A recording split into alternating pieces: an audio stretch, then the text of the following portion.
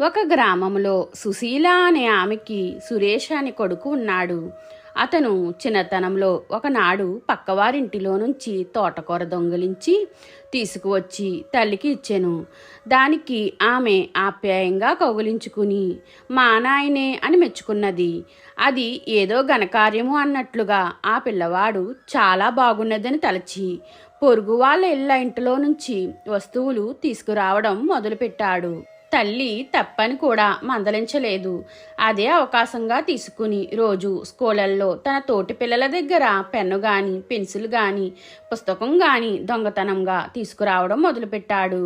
క్రమంగా పెరిగి పెద్దవాడయ్యేటప్పటికీ గజ దొంగగా మారి అనేక వ్యసనాలకు అలవాటు పడ్డాడు.